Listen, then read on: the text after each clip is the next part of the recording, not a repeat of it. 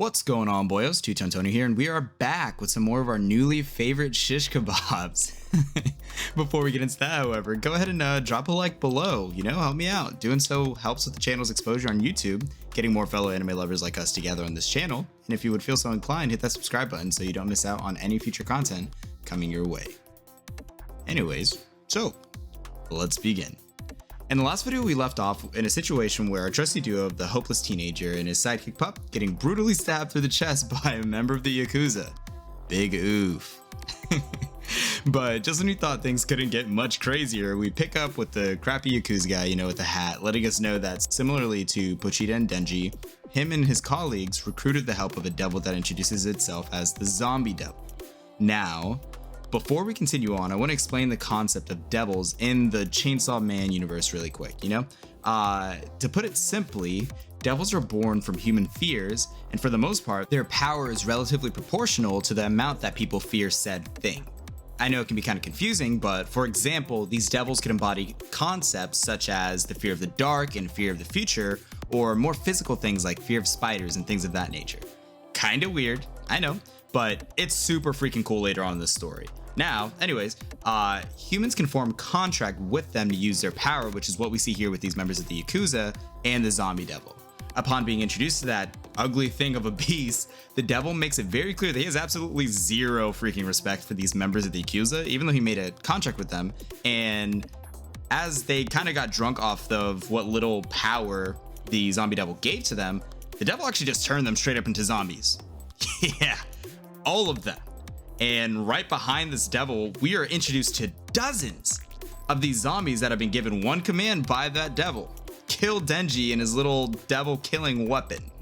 Denji, trying to flee with every bit of little energy he has left, curses the gods that put him in the situation where he couldn't even have the opportunity to experience one freaking instance of something nice in his life. Like, come on, man, let the kid have a spa day or something. These zombies then literally chopped Denji and poor little Pochi into pieces, and man, it was a freaking bloodbath. F in the chat for our boys, guys. After being ordered to dispose of the small-time devil hunter and his pup into a trash bin in the facility, Denji and Pochi are shown, with no refrain whatsoever from being explicit, literally dead and chopped into pieces. And it is super gruesome, but this artwork is like amazing, guys. The flashback that ensues pulls at our heartstrings a bit when we see Denji and Pochi sharing some bread after taking a break from working to relieve some of his previously ridiculous amount of debt. We are introduced to the notion that there are devils that can take over a person's body after they are dead, and Denji actually offers up his body to his one and only friend, as when he is dead and gone from either being killed off by those loan sharks or from one of his other gripes that we talked about previously, he fears that Pochita will have a hard time surviving from other devil hunters and even starvation itself. So, upon asking the little cutie pie Pochita to fulfill his dreams for him, we cut back to a wild sight to see. Pochi is actually infusing his body with Denji, and even going as far as to pull back all of Denji's body parts, melding him back into actual human form.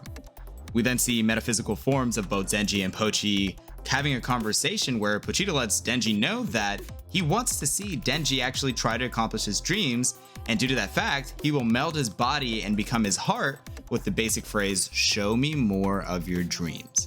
Suddenly, Denji gasps for air and emerges from the pile of trash he was tossed into, completely confused by how he could possibly be alive. As Denji tries to gather himself, the zombie devil orders his little fledglings to devour Denji down to the bone this time, ensuring he stays dead. Now, guys, this is where I about stood out of my chair and told Denji to turn up.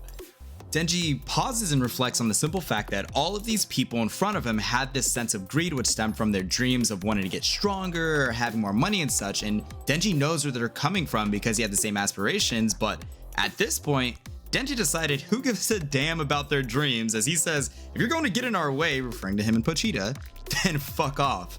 Not giving a single crap about Denji's little outburst, dozens of these zombies jump Denji and start chewing and gnawing him apart, but man, like the scene of Jack Nicholson from The Shining, where he freaking pops through the door and says, "Johnny's home," we see a freaking chainsaw rip through the torso of a zombie and out emerges this super convoluted devil man chainsaw guy start absolutely ripping through these little zombie men. The zombie devil confuses all hell by Denji's transformation, lets his guard down as Denji leaps from that pile of bodies of those zombies he just killed and plunges his freaking chainsaw hands and face and feet into that devil's face and literally rips it apart. And afterwards, absolutely slaughters the rest of the remaining zombies. There is no deeper meaning here. There's nothing for me to overanalyze or talk about. This is just straight up, unfiltered, bloody chaos. And guys, I'm telling you, this is why I love this series. I loved every second of it. Not often do we get this type of brutal, crude content in mainstream manga, and yet, here we are. Standing around in a bloody mess, Denji erases his debt, one possessed zombie guy at a time. Bloody and battered, Denji stands at the entrance of the abandoned factory, the victor of the first fight and his new chance at life, away from these Yakuza guys and his debt that he's been struggling with his whole life. We are then introduced to three men in black looking characters that seem to be aware of the devil present at this location, but were pretty surprised by the lake of bodies riddled before them. A woman then approaches Denji, intrigued by the fact that he smells neither like a devil or a human, and seemingly curious about the situation, she asks him if he was the one that did this, referring to the mess that surrounds them, the bloody pool of bodies around them. Unable to fully answer because of his transformation, Denji forces out the words, "Hold me." The woman obliges, weirdly enough. I don't know who would do that, but she embraces Denji, and he actually reverts back to his human form, sporting his new pull cord from his chest, which I think is actually such a dope character design. But nonetheless, the woman asks Denji a simple question, that of which giving him two options. Either she can kill him, as he seems to be some type of devil hybrid that she doesn't really know much about, or he can simply be her pet and do as she says. With what we know about Denji's personality so far, the answer is already known, and of course, he chooses to be this beautiful woman's personal little pet. As we learned from the previous conversations with Denji, his personal little heaven is composed of pretty much two things: a woman's touch and some good food. So as the group leaves the factory, Denji actually rides with them to a local diner, already fantasizing about this woman that seemingly isn't judging him and even offers him her jacket to cover up his half-naked body covered in blood. Any bit of positivity or nice gestures to people that have had, these messed up lives such as Denji goes a long way, and this is very apparent as he blushes at her, simply asking his name and offering to get him food. Upon arrival to the diner, however, a local small-time devil hunter shows up and he's like, "Hey, someone stole my daughter. There's this devil, it took my daughter." And though Denji just ordered food, he is asked to go handle this. As Denji, kind of seems hesitant because he wants some food, he's freaking hungry, the woman says, "Look, there's no option here. You've got two things to do when I speak to you. You either say yes or woof," reminding him that being euthanized is and always will be an option, kind of treating him like that dog that he was treated as before. Denji races off to find the young girl, talking mad crap about that men in black looking woman because she's pretty much treating him like most other people in his life so far, a tool and nothing more. And all that fantasy stuff kind of went out the window. Side note, I'm not gonna lie to you guys, this woman is one of my favorite and also least favorite characters in the show because she's just simply manipulative. It's just painful to watch sometimes, especially with Denji, but nonetheless, as Denji runs through the forest, he finally finds the young girl who's playing with this cute little slug-looking thing, and upon noticing him, she begins to actually beg Denji not to kill the little devil, as the reason it hurt the father was because the father's actually super abusive to the girl, and the devil kind of saved her. Denji recalls his past with Pochita, who he's missing so badly at this point, and decides to tell the two to just run away, as he doesn't really have many options. His hands are kind of tied in reference to, the men in black looking woman and stuff like that. The girl and Denji make their little agreement, ending it on a little handshake, and she begins to kind of creep Denji out with her almost maniacal laughing. Denji starts to look like, what the F is going on here? And he actually starts getting lifted into the air and is met with none other than another evil devil, this one known as the muscle devil, who can control any muscle that it has physical contact with. The devil took over the little girl's body masquerading, and it lures in unsuspecting prey. And Denji is like, thank God, I can get rid of you with no problems in his heart at all. And he actually proceeds to rip this guy to shreds, Like, this is light work. That muscle double had no chance, no shot whatsoever. Denji ends up actually freeing the little girl from the muscle double, and they head back to the woman, who is happy to see that her little pet can accomplish even the smallest task that she asks of it.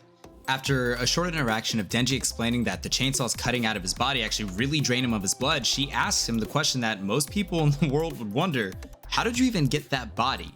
We already know the crazy circumstance in which it happened, but when told about it, she's like, okay, that's definitely a rare occurrence, although not completely unheard of, leading us to believe that there might actually be the possibility for more devil/human combination people out there.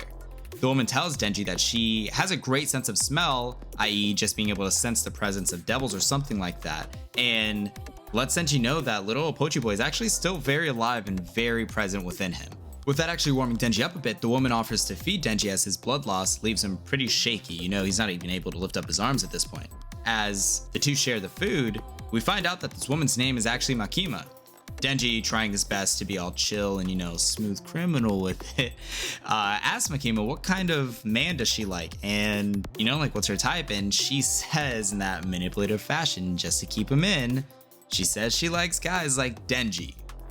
We know it's people that can easily be manipulated, but Denji absolutely is starstruck over the fact that a woman would say anything of the sort to a guy that literally has nothing and even smells a little bit. As the two finish their meal, Denji is right back to being her little pet, willing to do anything for her just as he was before.